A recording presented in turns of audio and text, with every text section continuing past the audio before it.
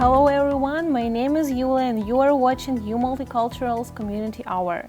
In this segment, we are talking about civic issues in Winnipeg, Manitoba. I would like to introduce our guest Brandy. She is a founder of Community Helpers Unite, which provide free meal for those who need it. Hello Brandy, thanks for being here with us today. Thank you so much for having me, Yuliia. Today we are talking about volunteering and services provided by Community Helpers Unite. So Brandy, could you please introduce yourself and your charity organization? Well, my name is Brandy Bobier and I'm a co-founder of Community Helpers Unite. I'm also the executive director, and we provide meals to those who need them. We also provide jobs to those who are marginalized and with barriers to employment, as well as students, so that they can gain experience and get into the workforce. Okay, what sparked this bright idea to feed community? You know what, the thing that sparked the community group to begin and become an actual entity was actually darkness.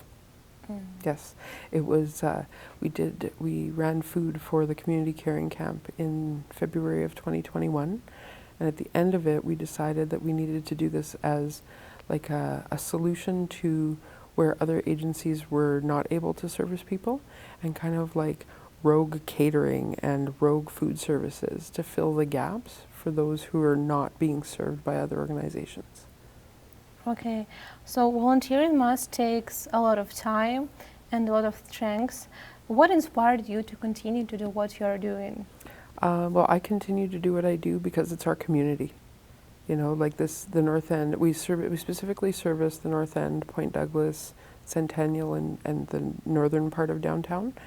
And those are areas of the city where I grew up. And like I'm a St. John's graduate, and it was, growing up in the 90s in the North End, it was a different place. Like, it's worse now than it was then, but at the same time, a lot of us that grew up during that time, we were able to make it through those struggles, and seeing food security issues all around me. I was raised in a food family, and so we know, like, we always were putting a priority on helping people who need it, and we were always cooking something, you know, and so I naturally have a cooking ability. And when I started my catering business in 2017, I said, okay, let's give our leftovers away. And then we kept doing that as a regular thing. And then when the pandemic hit, we shut down, started doing grocery deliveries for people who didn't have a credit card. So filling those gaps. But we weren't even a social enterprise at that time. It was just my catering business, and we were trying to make it through the pandemic. And when we shut down after the community caring camp, we said, okay, you know what? I think catering for profit I'm done. There's 100 other caterers in Winnipeg, they can have it. We're just going to feed community now. And we rolled everything over, me and 3 friends, we rolled everything over into Community Helpers Unite, or CHU Food Services. And now we're providing meals all over the city for anyone in need. Specifically, we started one kitchen on Logan Avenue at the Salvation Army Wiedema building that is to supply food to Nidinawimok, which is at 190 Disraeli. That's the new warming shelter that opened last December 1st. And it housed 175 relatives for the winter months, and then continued on. We were able to get funding for the summer, and now we're about to go back to winter again. And it's a resource that was much needed and is continuing on. So we keep going with community in mind, because it needs to happen. And the people who need food and shelter and warmth and kindness are the people who are not getting it. So we're driven by that need. Do you help only with food or with clothes, stuff? So we actually have a number of partner agencies that we work with. So for clothing, we specifically work with a group called Spirit Horse Initiative. For hygiene products, we work with a group called Care Kits Project. The woman who runs Care Kits Project is a wonderful woman named Karina, and she does this in her spare time. She just did a fundraiser for warm gloves and toques. And she gives them out in the community. She attends community walks with us. Anything that she gets as donations goes out to the community in various different ways. Whereas with Spirit Horse Initiative, they basically hoard clothing and shoes. And then whoever is in need contacts them and says, hey, we need clothes for 30 families because of whatever disaster is going on. And they just go and ship it to wherever it needs to go. So like we work primarily with a lot of these organizations that are grassroots like us and who operate with the answer is yes model like us, where if there's a need, we don't say no, we say yes, and then we figure it out, because there's always a solution if you look outside the box, right? And so organizations like us work really closely together to make sure all those needs can be met. So you help everyone. Yeah. But it's impossible to help everyone. That's where partnerships come in. That's the importance of the partnerships, because I can handle food, Spirit Horse Initiative can handle clothing, Care Kits can handle hygiene products, Sabe Peace Walkers, they are an organization that was born out of Nidinawaymak, starting as a warming shelter, because there was a need for a more Indigenous-led and Indigenous-staffed security type force that's less colonial and more for the community members and more driven to the way DCSP or Downtown Community Safety Partnership is, where it's more of a like mental health based and addictions based model where they are very empathetic to those needs instead of just calling the police right away. They're there to talk to the people and find out what the need is. So like we all have different aspects that we work on together, and together we can help everyone. It's all about working together instead of competing against one another. Yeah. So what emotions do you feel when you see happy people's face? Oh, I love it. Yeah, it's the biggest reward. Yeah, we actually it was Thanksgiving weekend last weekend. So we created a meal on Sunday for dinner. And then we created a dinner for Monday as well as a lunch. So we did, we did for 600 people each day. So it was like just Amazing. Food out the door, out the door, out the door. And then a lot of us from the management staff went and served on the dinner days. So like we went on on Monday this week, we went and served the turkey dinner at Nidinawaymak. Whereas another group from within our group, another group of leaders went and served at the Mainstays Hotel, where we were feeding evacuees from the Canadian Red Cross. They're the remaining evacuees from Peguis First Nation, who are like long-term evacuees now. Their houses are getting torn down because of the damage from flooding. They have to stay in Winnipeg at a hotel until they have a new house built. So we're providing them with more comfort food and went and served a nice big turkey dinner, buffet style, on site, and they could just go take it back to their rooms, so they could eat in the common room if they wanted to. It's great, and just seeing everybody so happy to have those meals that they don't usually get is it's the most rewarding thing. You know, it feeds my soul. Wow. So you mentioned that volunteer give you a lot of positive emotions, but have you ever faced with negativity? Oh, yeah, definitely. Yeah, I mean, we get comments because there's still a lot of ignorance especially surrounding unsheltered relatives, and people who face addictions, and people who are homeless, and people who are experiencing homelessness, people who are involved with the CFS systems and things like that. There's lots of ignorance around those scenarios, and so we tend to get a lot of feedback like, oh, why are you feeding these people this way, or why are you why are you spending so much money on food? You know, why is your budget so high for food, specifically for these contracts that we have? And my answer is the same. They deserve the same food as everybody else. You know, when people are marginalized, when people are in drug addictions, or they're facing homelessness, there's no reason that they shouldn't have a good meal, a delicious, good meal that's made with love. There's no reason for that. Just because they don't have a place that they call home doesn't mean they shouldn't feel like they're eating at home, right? Yeah. So you now have 25 staff full-time and part-time in your kitchen, which is incredible. So do you remember the day when all this started? Can you tell us about this? Well, so in the last 2 weeks since we talked last, we've actually gone up to 33 staff now. Wow. We ended up having to hire some extra staff for part-time. We were lucky enough to be able to work out a lease deal with Birchwood for a transport van so that we can do deliveries more efficiently and we can pick up donations more efficiently.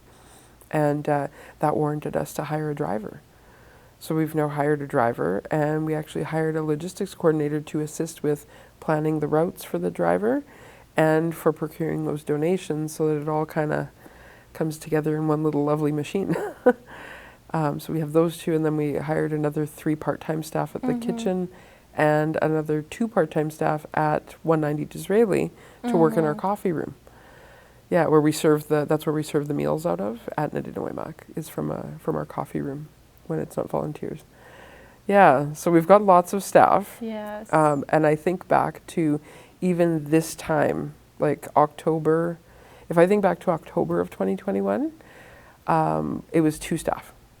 When it started, Yeah. right? It was me and Chantel, who was she would kind of manage the warehouse. Any volunteers we had coming in, she would coordinate the volunteers, get them busy doing things, and I would go and get volunteers coming to events to cook and stuff, and then we would do our event and we'd be done. Or we had a bag lunch program that we were doing over the summertime for kids that are food insecure over the weekend. So we would actually have supplies dropped off from Freshco every Wednesday.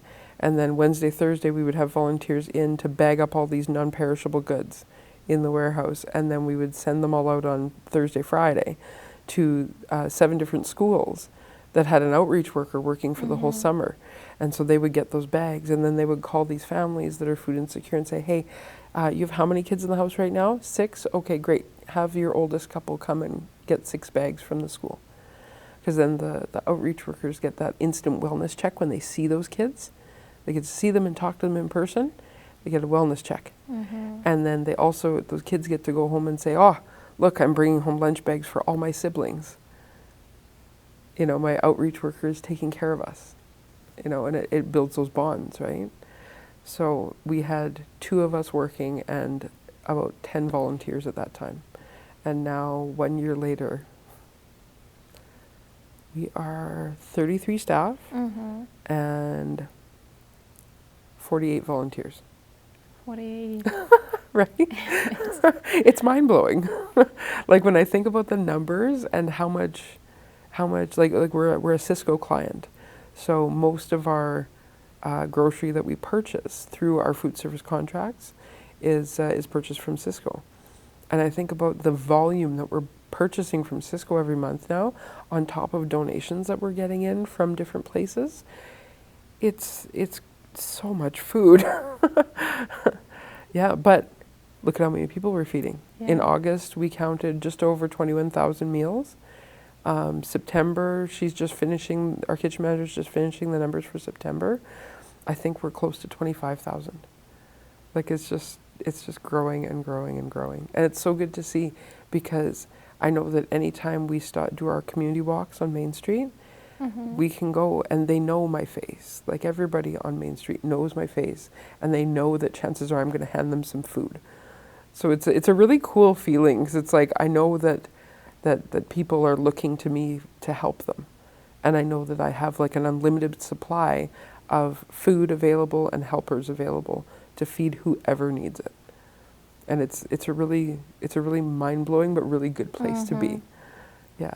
And I think when you just started your charity organization, it's hard to involve people and to get some donations. So how did you win the trust of people? Well, so Community Helpers Unite, when it started, I had just finished bringing the leftovers rescue food model here from Calgary, and I was operating as their city lead coordinator. So we were in the middle of bringing food from donors that were throwing it out for no reason, like aesthetic reasons, and having volunteers on an app take the food from the donors and drop it off to agencies that are already feeding people. So we were able to get started with donations through leftovers, And then I resigned and they hired a new city lead coordinator. So they still run out of our warehouse. They rent part of our warehouse space, and we work really, really closely. So initially getting donations was all coming from leftovers, and then word started spreading about what we were doing with the food and how we were upcycling it and making meals and getting those meals out into the community. And then all of a sudden people just started coming to us. And like, I've always had a knack for phoning and asking donors, like, hey, I heard that you guys have this kind of surplus. Is there any way that we can pick it up? You don't have to do anything with it. We can just pick it up as is. You know, is that possible? That way it's not going in the garbage. And leftovers became so successful here in Winnipeg because of that natural ability that I have for putting people's mind at ease, giving them operating on rules, operating on rules, procedures, processes, and just saying like, here's what we do with the food, here's where it's going to go out to, here's what's going to happen with it. And then they're okay with it because their liability is removed from them. And then people are more apt to donate. Mm-hmm. Yeah. So you mentioned that in August you prepared 25,000 of meals. 21,000. 21,000, yeah. And it's a lot of work, it's a lot of money, and healthy food is usually expensive, very expensive. Mm-hmm. Did you think to cook sandwiches and feed more people? So we do make sandwiches. Okay. Yeah. So the way that we make our food is, it's a little bit different because it's comfort food, but it is packed with nutrients. Mm-hmm. So for example, our breakfast, we make a breakfast loaf, like almost like banana bread kind of thing, mm-hmm. that type of a loaf. But we make them with using high protein oatmeal as one of the binders. Mm-hmm. So each of those loaves is high in protein. They're made with the high protein oatmeal, eggs, milk, and then whatever extra things we're putting in them, like sometimes it's chocolate chips, sometimes it's dried cranberries, sometimes mm-hmm. it's raisins, sometimes it's blueberries. But even if we put chocolate chips in it, it's still offset by the fact that there's all these nutrients in it because we're using applesauce, we're using high protein oatmeal, applesauce in place of oil, high protein oatmeal as the main binder instead of oil and whatever, sugar and stuff. We use natural sweeteners like stevia when we can. And at the same time, when we make things like chili or stew, or if we make any of our soups that we make, everybody sees parsley in them. I think it's parsley, but it's actually pea shoot microgreens. And we puree them and we add them to our soups and stews and things. We also chop them up and put them on our sandwiches in place of lettuce, because just a little handful of pea shoot microgreens is like 10 times more nutrients, and it actually lowers your blood sugar. Yeah. Yeah. So we add little things like that can help people as long as they're eating it regularly, you know. And then it's like a hidden benefit. Yeah, because they think they're getting this like wicked comfort food, but then it's like, oh, but there's also this in there, and there's that. Oh, there's pureed red peppers in there. Oh, there's pureed kale in there. You know, we'll make lasagna, but it'll have pureed kale in with the spinach, or it'll have pureed microgreens in with the spinach. And then people see the spinach, they're like, oh, okay, it's lasagna, it has spinach in it, great. But here there's all these other really nutrient-dense things in it too. Yeah. Okay, so if I ask you to help me with food, how you make sure that I really have no opportunity to buy food, or you help everyone who asks you? We will help just about anyone who asks us. We don't typically serve the public though, like we don't, from our warehouse we offer emergency hampers for people to come. If somebody calls and says, hey, I'm in need of food, I need a hamper. We say, okay, have you gone through this list? And we'll send them a list of free food resources in Winnipeg. And I'll say, have you gone through this list, and are you signed up for a hamper anywhere? And if they say, no, I'm not, then I send them the list and make sure that they say, here, use this list. We can give you a hamper one time, but use this list and get signed up for hampers elsewhere. That way we're kind of just an in-between resource for people directly. We don't usually get a lot of people, though, asking. Usually it's agencies that are asking. So like we'll get, we've got a couple contacts with Bear Clan where they help people out in the evenings when they're on their walk. They'll call, hey, Brandy, we need to pick up a hamper for so-and-so. We ran into them on the walk and they're in need of some food. Yeah, no problem. They have the codes. They go to the warehouse, pick up, and take the food to the people. Yeah. Okay. So there are a lot of people in need, and it's hard to help everyone. So have you ever turned people down because of lack of food, or no? Never?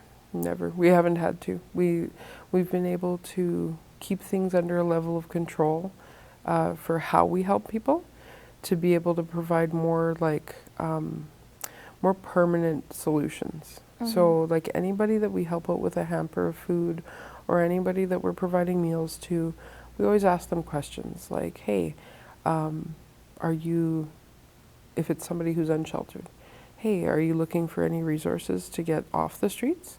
Hey, are you looking at any resources? Do you need any like system navigation help? And then we pass them on to other organizations who, like, put them in contact with other organizations who would be able to actually help them to create a permanent solution. And one of the things that we're doing at Nadinewemak is trying to get people on that healing path and get them to a point where they are ready to become homed again, like where they're ready to get out of the shelter and have be sober and have their mental health taken care of, go through ceremony and stuff and do healing and all the things that are needed to move past the things that are keeping you deep in addictions. Because there's the addiction itself is not the problem. It's the trauma that created the addiction, that pushed a person into addictions. That's the problem, and that's what needs to be fixed before people can actually resolve their issues and get out of things like addictions and homelessness. Okay, so many people believe that feeding the homeless is bad because it encourages more homelessness, and in doing so, society teaches us to the homeless to rely on free handouts. What is your opinion about this? I deeply disagree. Yeah, we operate on, so we operate on, we call it the 72-hour rule. So Winnipeg has a large meth crisis. Lots of people using methamphetamine. Methamphetamine is cheap, and if you are someone who is food insecure and is hungry, if you do meth, you're not going to feel hungry for 3 days. And that's a crazy thing, right? For people like us who are not food insecure, people like us who always we know we can get food somewhere, right? Imagine the level of desperation someone's at where they're like, I'm going to go buy some meth and shoot that so that I don't feel this pain in my stomach for 3 days. And then when they come down off that drug, they're even more hungry. So they're going to either spend all day trying to find food, or they're going to reach for that drug again. So the way we operate is on the 72-hour rule. If we can feed someone for 3 days, then they're going to be less likely to turn to that drug again. Or it may make it easier for them to be able to work on their other issues, like that trauma that created that addiction, or like whatever it is that they're dealing with, mental health issues, or whatever it is they're dealing with, domestic issues, who knows? Could be anything that is making them food insecure.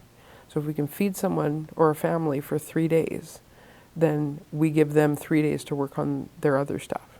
And if we can provide them with free food resources to keep going, then great. We're forwarding them even more. We see handing out free food, the way that we hand it out, as more of a last chance or a last step, because people who are reaching out to us directly, like through social media and stuff, they've gone through the lists and they've gone through the resources, and for whatever reason, either they're in between a hamper or they don't have ID to be able to get a hamper, like from Harvest or whatever. Maybe they have a bunch of kids, maybe they're disabled, maybe they just can't get out, maybe they're a recluse where they are like isolated. You know, there's all kinds of reasons why people need free food. Now, one thing that we've talked with Bear Clan about is how they have the lineup of people, because there's a number of organizations have that, where there's a lineup of people every day collecting free food. There's people that are signed up for multiple hampers all over the city, which is Sometimes it's a good thing because sometimes like the hampers you get are not enough food. If you have 10 people at home, what do? You know, and 8 of them are kids or 6 of them are kids. What do? Right? You get a hamper for 10 people and it's not really a hamper for 10. It might be a meal for 10 people one time, or it might be like snacks, you know, because it's the hampers that people receive typically they try to balance them, but there's only so much they can do, right? So you can't tailor hampers to everybody. So when we see people asking for food, it's usually to offset something else that they've received and maybe they didn't have enough. Or maybe they're in a situation where they're like the hidden homeless. There's hidden homeless all over Winnipeg, where there are people who work jobs and they work jobs and they don't have addictions and things like that, but they just don't make enough money because minimum wage is low. You know, we don't offer a living wage in Manitoba.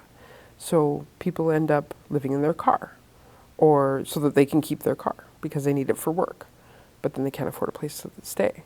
Or we have people who are staying at Nadinuimak who are working in, for whatever reason, child support, spousal support, garnishment of wages, addictions, child support payments. Like there's a whole host of reasons why someone could be working a full-time job and not have a place to live.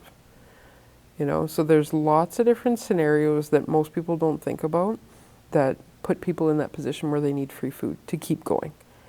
Granted, there's a lot of people who circumvent the system and use the system, but those are the people who have other outside issues too, like trauma and things like that, where they need to get past those things to be able to move forward. So our model of we say yes and then we figure it out works because we're being conscious of what's going on around us, and we're being conscious of the people that we're trying to help and get to know them and find out how we can help them further in a long-term sense. We have a kitchen that we're building in our warehouse on Logan where we will be able to offer cooking classes. And we're actually about to start using Sergeant Tommy Prince Place in the next couple months to start those cooking classes before our kitchen is ready. So we can just start teaching people. Because people that come out of the justice system, they need to learn how to cook for themselves. Kids that are aging out of CFS care and have been like living in group homes and stuff, they age out and they go into their own apartment. They don't know how to cook for themselves for the most part. You know, unless you were in a foster home where they were teaching you that stuff, not likely that they got those skills.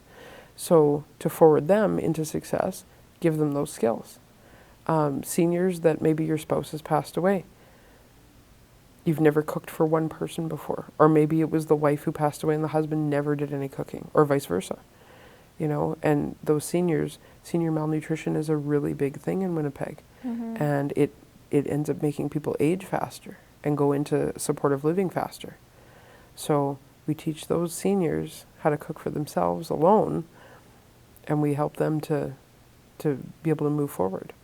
So, and young families that are getting hampers, young families that are reunited with their kids through CFS, got to learn how to cook for a whole family, right?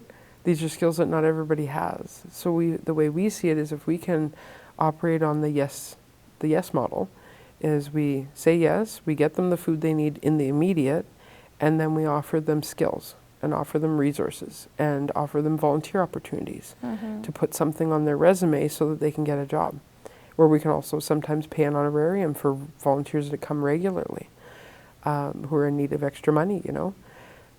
We have all these little systems in place to help people long term. Giving them the free food is just the short term. Okay, thank you. What other advantages of being volunteer?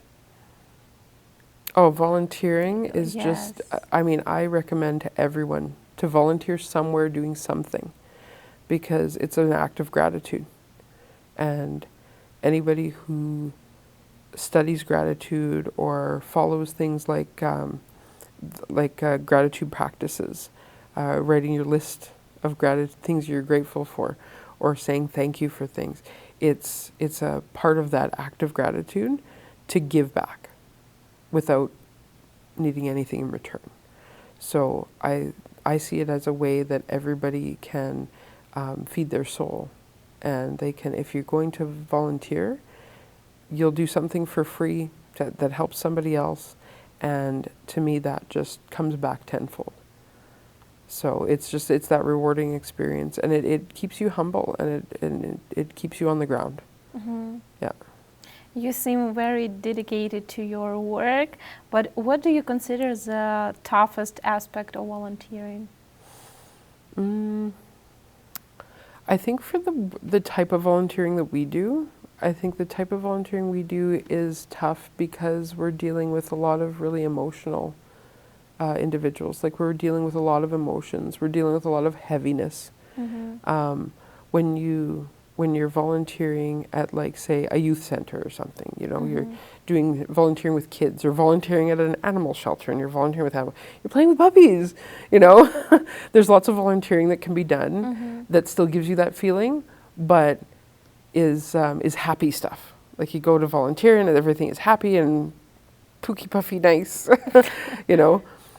People come and volunteer with us, and it's not always nice. Mm-hmm. You know, sometimes there's a fight that breaks out on the street, and it's like, oh no, because you don't want to jump in, don't know what to do, and, you know, I'm just here to volunteer, you know. Or, like, you'll see people who are in distress, or people who are in crisis, and you'll see people who are, like, feeling as low as you can possibly get. But if you can push that to the back of your mind and focus on sharing lateral kindness and lateral empathy, that rewardingness of it overtakes the challenges of being that type of volunteer. Yeah. Wow. But it can be tough. Yeah. You mentioned that your organization also help with employment. Mm-hmm. So can you share with us a story connected when people get a job? Oh, you know what? We've had, in the last 2 years that we've had our warehouse has been open longer than Community Helpers Unite. So our warehouse has been open since January of 2021, Mm-hmm. and then Community Helpers Unite started in end of February. So for that first couple of months, we just were doing, like, this potato distribution Mm-hmm. with Peak of the Market. Mm-hmm. So Leftovers was getting, like, five big 1,000-pound bins from Peak of the Market every week or every couple of weeks. And we would have volunteers come from the halfway houses. We specifically were working with Native Clan Organization and Elizabeth Fry Society. So that would be, Native Clan Organization is a halfway house for guys, and Elizabeth Fry Society is kind of like a halfway house. It's for women that are out on bail. Mm-hmm. So they attend programming and go and volunteer at places and things. And the ladies from Elizabeth Fry have been amazing. So we actually, we were at a career fair last week, and we had one of the ladies, this lady came up and she says, "Hey Brandy, do you remember me?" And she was there with her son, because her son is trying to get a job. And I took his resume, and we're probably going to end up giving him a job at the kitchen, at one of the kitchens. She was actually, 2 years ago, she was actually at Elizabeth Fry Society, Mm-hmm. and came to us, and she would barely talk first few times she was there, and then I got her to start talking to me while we were, like, boxing up potatoes and stuff, you know, and yeah, she finished her time at Elizabeth Fry Society, and she's out on her own now, and didn't have to go to jail. And now she's back with all her kids and stuff, and it's so cool. So, like, I see things like that happen where it's a success story. Or, like, we have, there's a community member that he used to come, we used to see him on our community walks on Tuesday, Thursday mornings, and we would always be handing him food. Mm-hmm. And then one day he asked if he could walk with us. So he started walking with us. And then we're walking one day, and he told me that he had been sleeping, that he wasn't feeling safe where he was staying, like at a rooming house, and he was sleeping under the stairs that night at a Chinese food restaurant, and he had slept outside. And I said, like, it was -20. I said, you can't be doing that. I said, well, what happened? And he explained it to me what was going on, and I figured out that he needed to not be going to soup kitchens for meals, and he needed to not be going to food banks for food, because it sets off his social anxiety, and then he ends up getting into fights and stuff, and then gets kicked out of his place, or floats between rooming house and homelessness, you know? Mm-hmm. And so we started giving him a hamper of food, just fresh stuff that he could have in his room, because he only had like a an electric fry pan, and I think a coffee maker or something like that. Like just or a rice cooker or something. Like just super basic, only stuff you can plug into the wall kind of thing. And a small fridge. So what we started doing was 3 times a week we would give him food. So he didn't have to go to the soup kitchens, didn't have to go to the food banks. He's totally fine to cook for himself. He's very knowledgeable in the kitchen. And so we started doing that. And then he started coming to lead the food cart on the walks those 2 days a week. And then he asked me one day if he could go on another walk that was running on another day, on Saturdays. I said, yeah, absolutely. So I'll let them know that you'll be there. Okay, great. And then a few months later, he asked me if he could come and do dishes at the kitchen. I was like, of course. Yeah, yes, please. Like, and he ended up coming to do dishes, but then we realized really quickly that he actually used to run a restaurant years and years and years ago, and that he has this great love of cooking. So he's actually been doing prep in our kitchen and helping with dishes and helping to make the soups and stews and stuff at lunch for like a few months now. And he was telling me just yesterday, he's like, yeah, I'm gonna start coming to work here all the time now to volunteer. And if you want to pay me an honorarium, I'd be happy with that. And if not, whatever, it doesn't matter. I just want to keep giving back. Because he sees the work that we're doing and all the meals we're creating for people. And he's like, yeah, I want to be a part of that. I'm like, amazing. So if I have my way, we'll make him a full-time staff one day, as long as he can be reliable and keep showing up, you know. But it would be really cool if that would be a success story. Yes. Yeah, that would be a huge success story. Absolutely. Yeah. So I think you inspired a lot of people to start helping, to start feeding. And my last question will be, how we can help your organization? Well, we're always taking donations. We're just working on our website right now because we're going to have a website up and running in the next month. It'll be communityhelpersunite.ca. And currently you can reach out to us for donations of food, or if we get other donations like clothing or hygiene products, anything like that, we just pass it off to the other organizations that we work with. But donations of like gift cards for grocery stores, we take cash donations. Anything over $1,000, we can do a tax receipt, but we flow it through the North End Community Renewal Corp. So anybody can reach out to us if they want to do a donation.